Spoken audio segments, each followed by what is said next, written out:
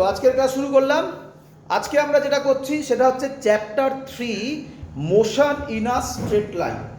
Chapter 2 আমাদের প্রায় complete. কেন স্যার বলছেন প্রায় কমপ্লিট?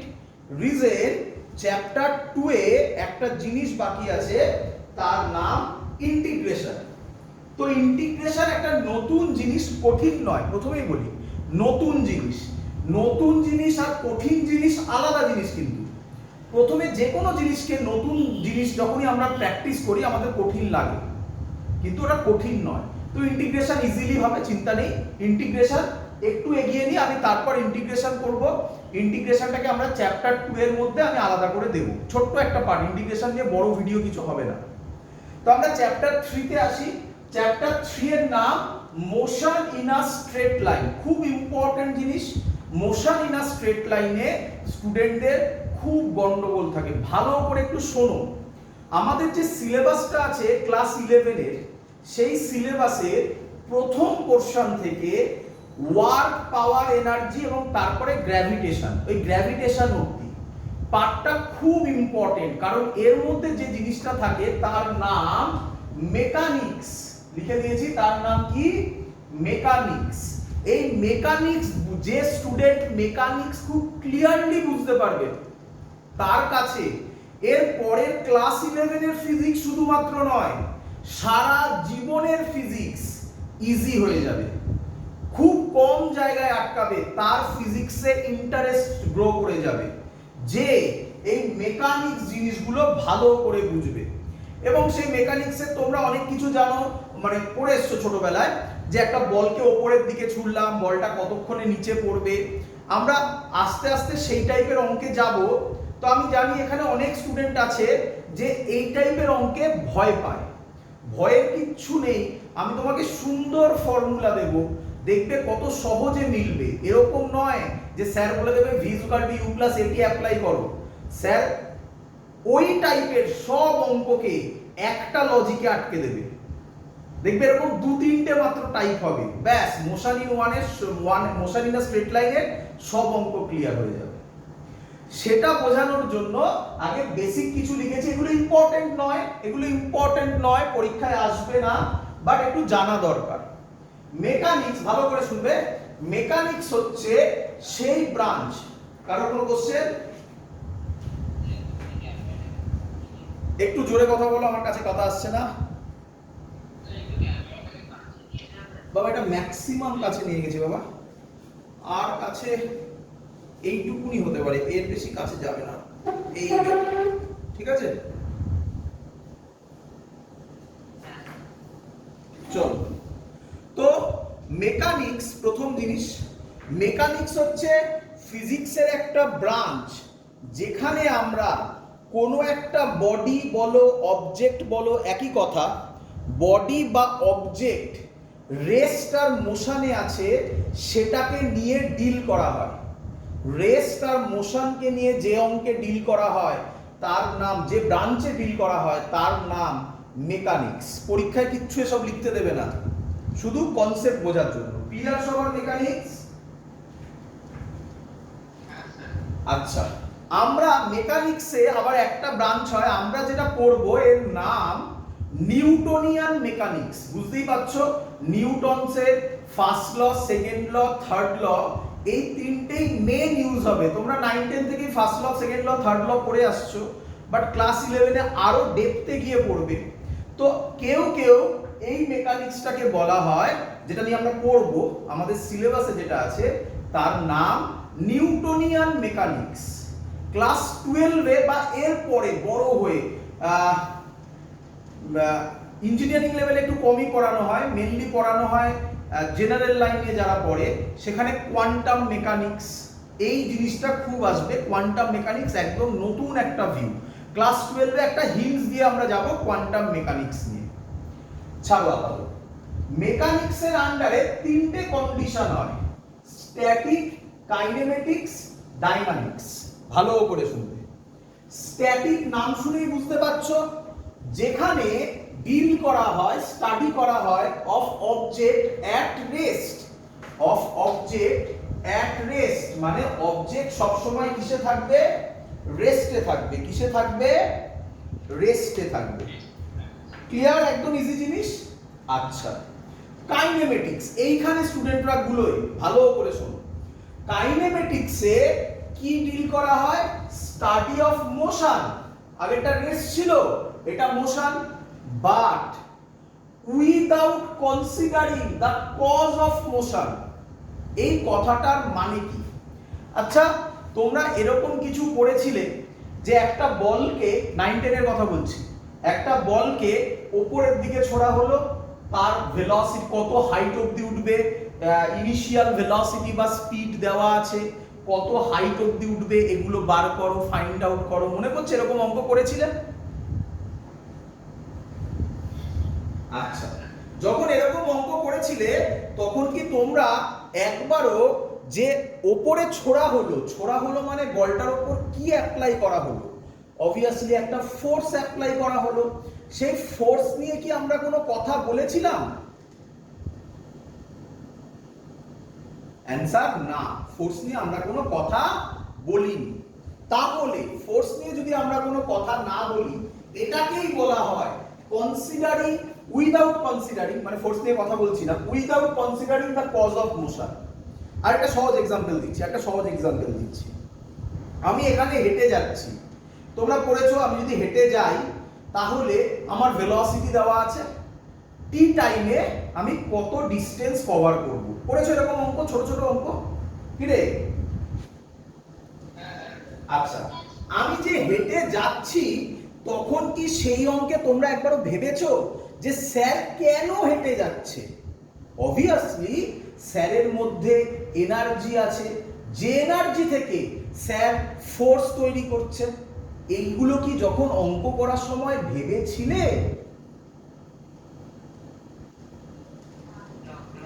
তাহলে ওটা কার আন্ডারে পড়বে? Kinematics, without considering the cause of motion. বলো বুঝলে কিনা?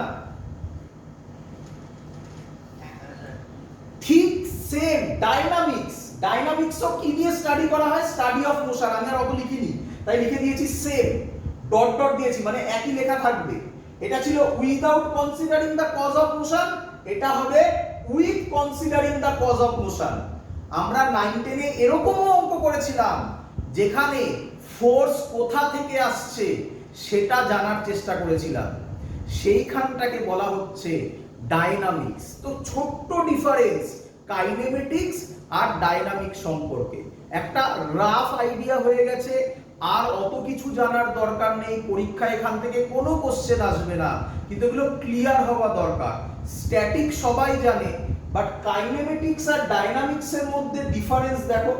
কাইনেমেটিক্সও মোশন নিয়ে স্টাডি করা হয়, ডাইনামিক্সও মোশন নিয়ে স্টাডি করা হয়, বাট কাইনেমেটিক্সে কনসিডার করা হয় না কজ অফ দ্য মোশনকে, ডাইনামিক্সে কনসিডার করা হয় কজ অফ মোশনকে। ক্লিয়ার সবার? চলো, লিখলে লিখতে পারো, লিখলে ভালো, না লিখলেও কিছু যায় আসে না। আমি বারবার বলছি এখান থেকে কোশ্চেন আসে না। ক্লিয়ার সবার? স্যার পড়াচ্ছেন কেন? পড়াচ্ছি ক্লিয়ার আইডিয়ার জন্য। বলেছিলাম না সব কিছু বলবো। আচ্ছা, এবার আমি যে কথাটা বলতে চলেছি এগুলো মুছে দিলাম সবাই। যারা লিখে ফেলেছো খুব ভালো, যারা লিখতে পারোনি তারা ইউটিউবে যে ভিডিও পোস্ট হবে, যেটা কালকে সকালে তোমাদের কাছে যাবে, সেখান থেকে তোমরা লিখে নেবে। চলো নেক্সট, এবার যে জিনিসটা আমরা করব সেটা খুব ইম্পর্টেন্ট। এটা থেকে কিছু কিছু জায়গায় খুব ফেমাস কোশ্চেন নয় এটা, বাট মাঝে মাঝে কোশ্চেন দেয়। কি বলে? ভালো করে শুনবে। আচ্ছা তোমরা বলো এখন আমাকে, ভালো করে শুনবে, আমি দাঁড়িয়ে আছি, আমি রেস্টে আছি না মোশনে আছি? বলো তো। রেস্টে আছি। দেখো এই কথাটা না রিলেটিভ টার্ম। আচ্ছা তুমি কেন বললে আমি রেস্টে আছি? কারণ তোমার রেসপেক্টে আমি মুভ করছি না, এবার আমি মোশনে আছি, দেখো, তাই না? তাহলে রেস্টে মানে তোমার রেসপেক্টে আমি মুভ করছি না। আচ্ছা এবার ভাবো, তুমি পৃথিবীর বাইরে চলে গেছো, সেখান থেকে একটা ক্যামেরা দিয়ে তুমি, সরি বলো, এই যে আমরা রেস্টে বলি, তার মানে এটা একটা কারোর রেসপেক্টে, কারোর রিলেটিভে। এই যে আমি এখন রেস্টে আছি, কার রেসপেক্টে? আমার সারাউন্ডিংস এর রেসপেক্টে। এবার তুমি যদি পৃথিবীর বাইরে চলে যাও, তাহলে তুমি কি দেখবে? আর্থটা রোটেট করছে। সেখান থেকে ক্যামেরা দিয়ে তুমি আমাকে দেখছো, তাহলে তুমি আমাকে কি দেখতে পাবে? আমি রেস্টে আছি না মোশনে আছি? মোশনে আছি। তাহলে তোমরা বুঝতে পারছো এই যে টার্মটা এত ইজি নয়, যে আমি তোমাকে কোশ্চেনটা করলাম যে আমরা রেস্টে আছি না মোশনে আছি, এটা এত ইজিলি বলা যায় না। তাহলে এটার অ্যানসার পেতে গেলে তোমাকে বলতে হবে যে স্যার বলুন আপনি রেস্টে আছেন না মোশনে আছেন, কার রেসপেক্টে জানতে চাইছেন। আপনি যদি সারাউন্ডিংস এর রেসপেক্টে বলেন, তাহলে আমি এখন দাঁড়িয়ে আছি, তার মানে আমি রেস্টে আছি। সারাউন্ডিং এর রেসপেক্টে আমি যদি মুভ করি, তাহলে আমি মোশনে আছি। আমি যদি আমাদের আউটার স্পেস থেকে দেখি, তাহলে আমি সব সময় মোশনে আছি। আমি ঘুমোলেও সেই সময় মোশনেই আছি। ক্লিয়ার? তাহলে এটা একটা খুব ইম্পর্টেন্ট কথা। এটা কোশ্চেন দিয়েছিল মানে কোথায়? বিভিন্ন স্কুলের কোশ্চেন পেপার, সেখান থেকে বলছি। কি বলে? রেস্ট অ্যান্ড মোশন, ভালো করে শোনো, rest and motion are relative term, are relative term. বলো সবার ক্লিয়ার কিনা? বুঝতে পেরেছো সবাই? পরীক্ষায় বলে rest and motion are relative term, explain the statement. তখন তুমি কিভাবে বলবে? Rest and motion are always measure from its surrounding, from its surrounding. So that's why it is always a relative term. Clear idea?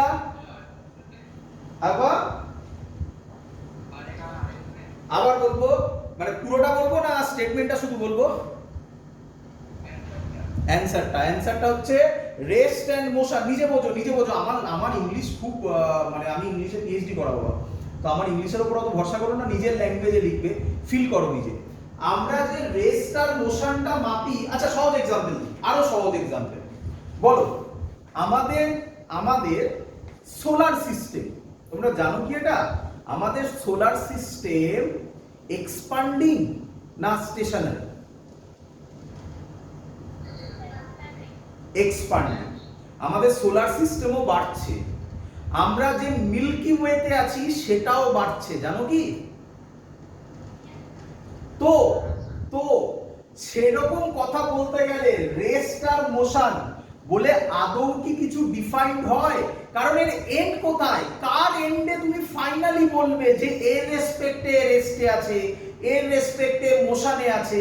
তুমি তো final টার্মটাই জানো না যেটা কিনা রেস্টে আছে। কি ধরতে পারছো আমার কথা? দ্যাটস ওয়াই বলছে rest and motion are relative term. বলো বুঝলে কিনা?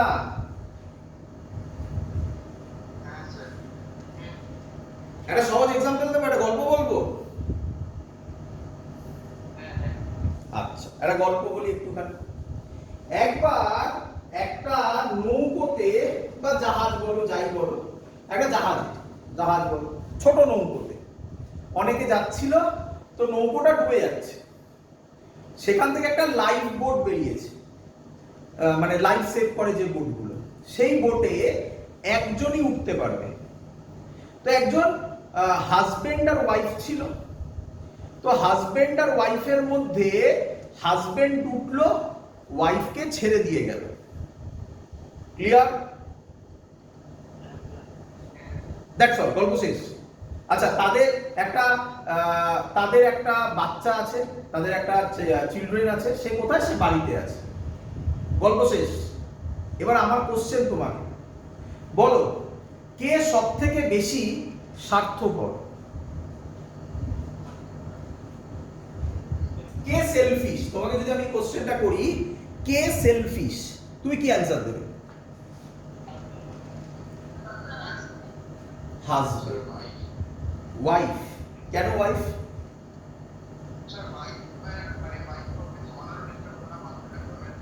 না, বাচ্চা নেই, বাচ্চা বাড়িতেই আছে। বাচ্চা তো বাড়িতেই আছে, হাজবেন্ড আর ওয়াইফই গেছিল, আর কেউ নেই। হ্যাঁ আচ্ছা, এবার আমি বলি, দেখো অ্যানসারটা না বলাই সম্ভব নয়। যখন জিজ্ঞাসা করা হলো, ভালো করে শুনবে, যখন জিজ্ঞাসা করা হলো তখন হাজবেন্ড এরকম অ্যানসার দিল যে ওয়াইফকেও ছেড়ে এসছে, তার রিজন ওই জার্নিটার আগে ওরা গেছিল একটা ডাক্তারখানায় ডক্টরকে দেখাতে। সেই ডক্টর জানিয়েছে যে ওয়াইফের ক্যান্সার হয়েছে এবং সে আর কয়েকদিনই পৃথিবীতে থাকবে।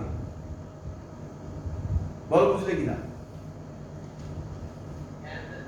তাহলে সে নিজে বললো আমি কেন বাঁচলাম, আমি যদি ওয়াইফকে বাঁচাতাম সে তো এমনিতেই কয়েকদিন বাদে মারা যেত, তাহলে আমার ছেলেকে কে দেখতো, তাই না?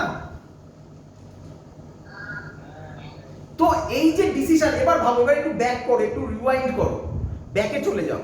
এই যে আমি তোমাকে এক্ষুনি কোশ্চেন করলাম কে বেশি স্বার্থপর, তোমরা খুব তাড়াতাড়ি উত্তর দিয়ে দিলে।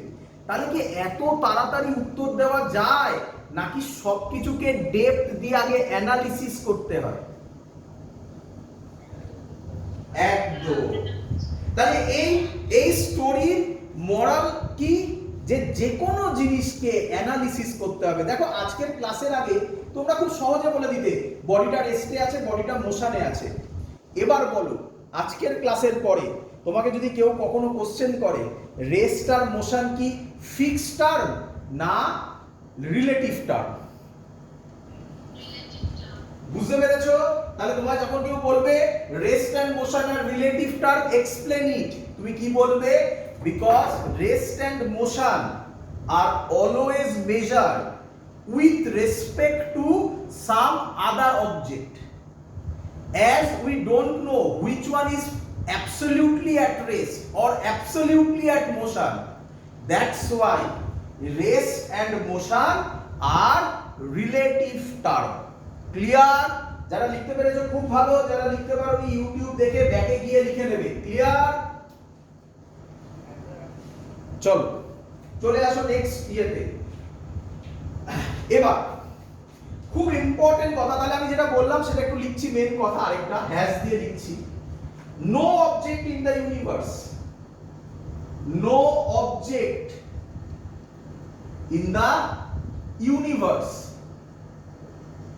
Universe is in a state of absolute rest, absolute rest। বলো ঠিক বললাম কিনা? কোন অবজেক্ট নেই ইউনিভার্সে যে অ্যাবসলিউট রেস্টে আছে। বলো ক্লিয়ার কিনা?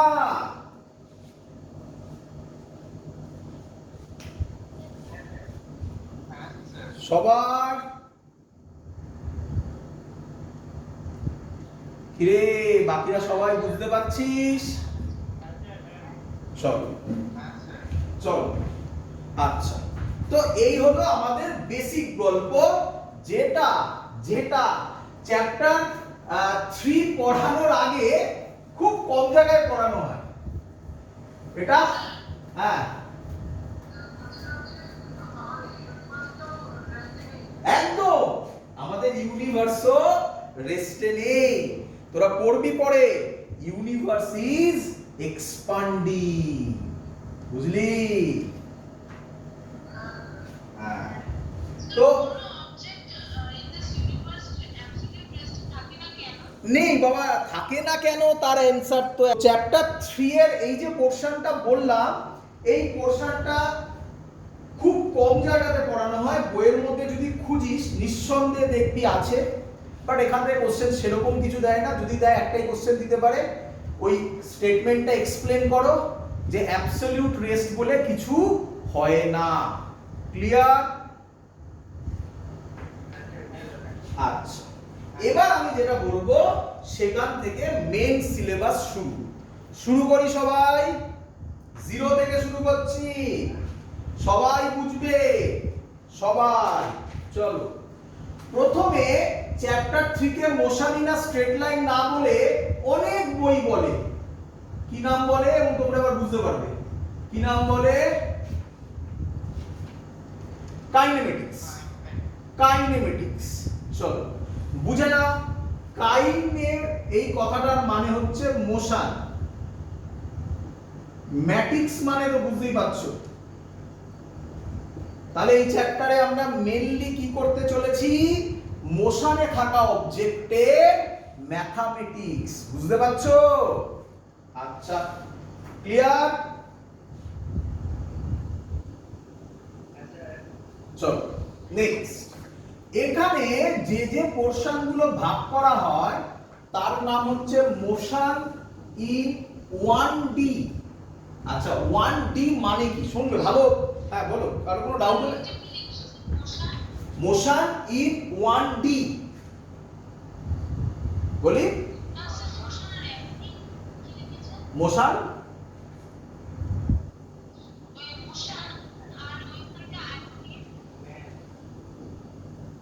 ও মোশন এটা ম্যাথ, ম্যাথ ম্যাথ ম্যাটিক্স, ম্যাটিক্স মানে ম্যাথ। ক্লিয়ার?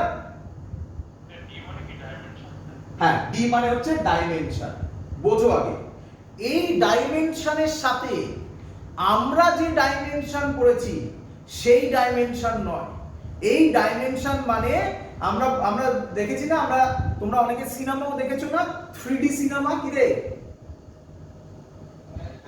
তো ওই ডাইমেনশনকে বোঝাচ্ছে, মানে লেন্থ ব্রেথ হাইট, এটাকে বোঝাচ্ছে। এই ডাইমেনশন মানে এমএলটি নয়, যেটা আমরা পড়েছি সেই ডাইমেনশন নয়। ক্লিয়ার? আচ্ছা তোমরা আমাকে বলো আগে, ভালো করে শুনবে, তোমরা আমাকে আগে বলো, তোমরা 9 10 এ এরকম কিছু পড়েছো, এটাকে বলা হয় এক্স অ্যাক্সিস, এটাকে বলা হয় ওয়াই অ্যাক্সিস, বলো পড়েছো কিনা? আচ্ছা ভেরি গুড। এর মধ্যে যদি একটা না থাকে তাহলে শুধু এক্স অথবা শুধু, তাকে বলে মোশন ইন 1D। বলো বুঝেছো কিনা? তাহলে মোশন ইন 1D মানে একটাতেই থাকবে, হয় এক্স এ থাকবে না হয় ওয়াই তে থাকবে। আচ্ছা এক্সাম্পল স্যার, এক্সাম্পল একে বলে রেক্টালিনিয়ার, রেক্টালিনিয়ার, রেক্টালিনিয়ার মোশন। এক্সাম্পল সহজ এক্সাম্পল দি, এক্সাম্পল ট্রেনের মোশন। কার মোশন? ট্রেন, ট্রেন সোজা যাচ্ছে একদম, তাই না? ধরে নাও, অ্যাজিউম করো, দেখা দেখা রাস্তা ভাবলে হবে না, সোজা যাচ্ছে। ক্লিয়ার? এর নাম রেক্টালিনিয়ার। ক্লিয়ার? হ্যাঁ বাবা আরেকবার জোরে একটু। কে কে?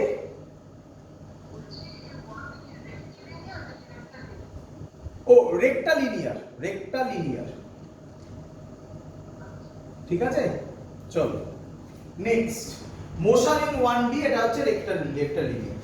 নেক্সট এবার বলা হয় motion in 2D, motion in 2D। এগুলো আমরা পরের চ্যাপ্টারে পড়বো, আবার আমরা এখানে মেইনলি 1D পড়বো, বাট সব এখানে তোমাকে বলে রাখছি। দেখো 2D, তো এক্সাম্পল ভালো করে দেখো, এরকম টাইপের যদি কোনো বল যায় একে বলা হবে, পরে পড়বে তোমরা, প্রজেক্টাইল মোশন বা বা সার্কুলার মোশন। ধরো বডি একটা সার্কুলার পাথে যাচ্ছে, সার্কুলার পাথ মানে কি দেখো ভালো করে, একবার এক্স এ যাচ্ছে আবার এখানে খানিকটা নামছে, মানে ওয়াই তেও তো যাচ্ছে নাকি? বুঝতে পারলে? এখানে দেখ, এখানে দেখ সার্কুলার মোশন, দেখো এবার ক্লিয়ার কিনা, এটা এক্স এটা ওয়াই। তো যখন এখানে আছে বডি তখন এটা এক্স এটা ওয়াই, যখন এখানে এলো দেখো এক্স এ চেঞ্জ হচ্ছে ওয়াই ও চেঞ্জ হচ্ছে, দেখতে পাচ্ছ?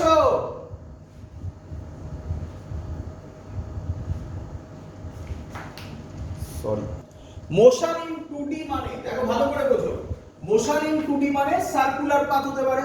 দেখো এখানে ছিল যখন তখন এটা এক্স এটা ওয়াই, যখন এখানে গেল তখন এটা এক্স এটা ওয়াই। দেখো ভালো করে দেখো, যখন এখানে গেল তখন এটা এক্স এটা ওয়াই, দেখতে পাচ্ছ? এক্স এও যাচ্ছে ওয়াই তেও যাচ্ছে, একে বলে মোশন ইন 2D। কি হতে পারে? সার্কুলার মোশন, সার্কুলার সার্কুলার তো তোমরা মোটামুটি জানো। আর এটাকে বলে প্রজেক্টাইল। কি বলে? পড়বো, এটা নিয়ে ডিটেইলসে আমাদের পড়াশোনা হবে। প্রজেক্টাইল। ক্লিয়ার সবার?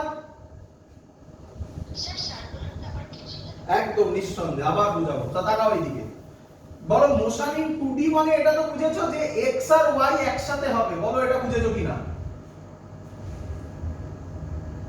হ্যাঁ, মোশন ইন 2D মানে x আর y একসাথে হবে। দেখো, তো ধরো এটা সার্কুলার মোশন, তো যখন এখানে আছে তখন এটা হলো x, এটা হলো x, x1, আর এটা হলো y1। বলো বুঝলে কিনা?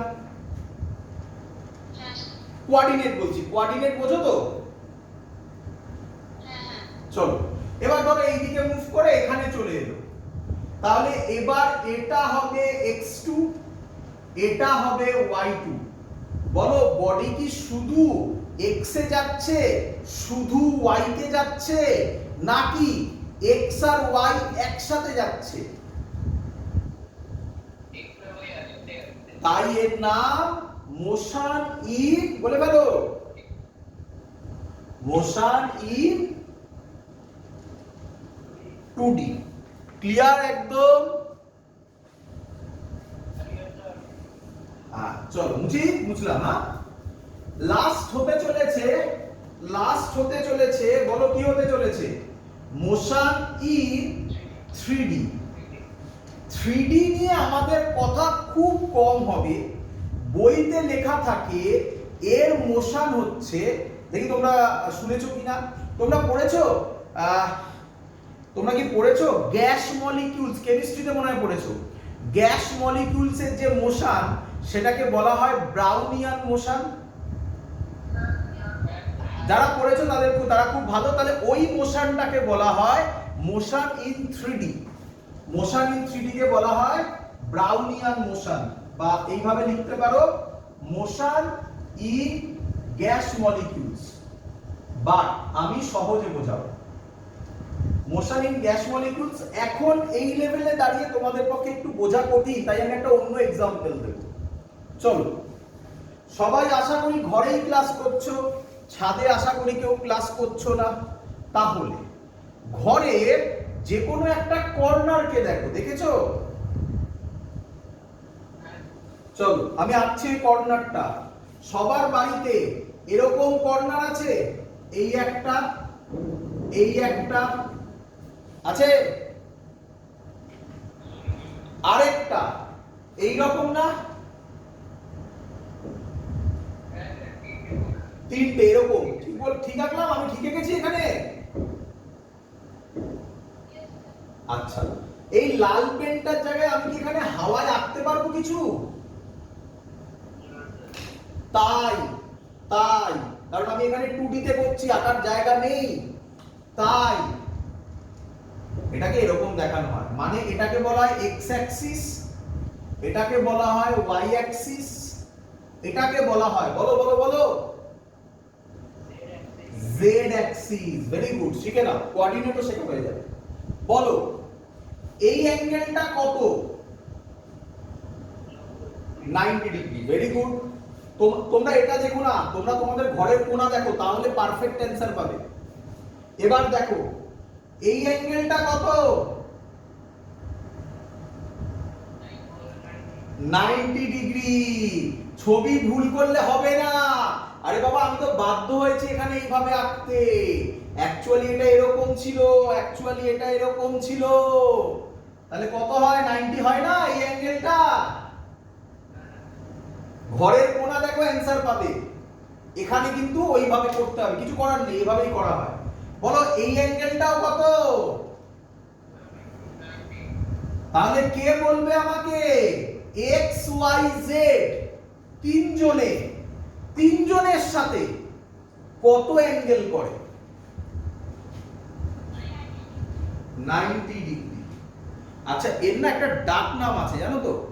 ডাক নামটা আমরা ভেক্টর চ্যাপ্টারে পড়বো। কোন চ্যাপ্টারে? ভেক্টর চ্যাপ্টারে। বা ডাক নামটা আমি এখন বলে রাখি, এখন এই নিয়ে কথা বলবো না। এর নাম কি বলে জানো? অর্থগোনাল। কি বলে? অর্থগোনাল। এই কথাটার মানে কি? অর্থগোনাল কথাটার মানে তিনজনে তিনজনের সাথে 90 ডিগ্রি করে। ক্লিয়ার? অর্থগোনাল। অর্থগোনাল কথাটার মানে কি? তিনজন তিনজনের সাথে 90 ডিগ্রি করে। ক্লিয়ার? চলো, আচ্ছা এবার রিয়েল লাইফ এক্সাম্পল দেবো। রিয়েল লাইফ এক্সাম্পল ফিল করার জন্য। আচ্ছা, তুমি কোনোদিনও তোমার বন্ধুকে বাড়ির অ্যাড্রেস দিয়েছো? তাহলে আমি দিই বাড়ির অ্যাড্রেস। তবে বাড়ির অ্যাড্রেস আর কিছু নয়, বাড়ির অ্যাড্রেসই হচ্ছে 3D মোশন। 3D না, 2D। 3D তে কিভাবে কনভার্ট করবো দেখো। 3D motion. তুমি তোমার বন্ধুকে কি বলেছো? যে, ভালো করে শোনো, যে প্রথমে শিয়ালদা স্টেশনে আসবে। কোথায় আসবে? শিয়ালদা স্টেশনে। ক্লিয়ার?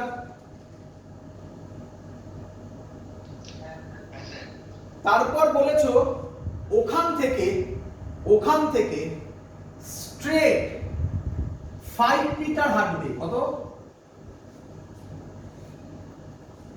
5 মিটার হাঁটবে। তারপরে বলেছো, আচ্ছা এটা যে গেল, এটা কোন অ্যাক্সিসে গেল? X Axis. তাহলে শুধু এটা বলো তো কি মোশন? শুধু এটা। একদম।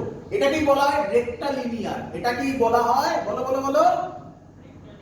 রেক্টালিনিয়ার। চলো দেখো কিভাবে বলবো। তারপর তুমি তোমার বন্ধুকে বললে গিয়ে ওখান থেকে রাইট 90 ডিগ্রি রাইট টার্ন নিতে। 90 ডিগ্রি রাইট টার্ন। তাহলে কোন দিকে আসবে? এই যাচ্ছিল 90 ডিগ্রি রাইট টার্ন। তার মানে এইখানে কত বললে তুমি? বললে 4 মিটার আসো। বলো এই টোটালটা কি মোশন? 2D। ক্লিয়ার? ক্লিয়ার? এবার শুনবে। এবার তুমি বললে যে জায়গাটা এসে পৌঁছবি ওটা আমার বাড়ি। ওটা আমার বাড়ি। ক্লিয়ার? সুন্দর হয়েছে বাড়ি? কে?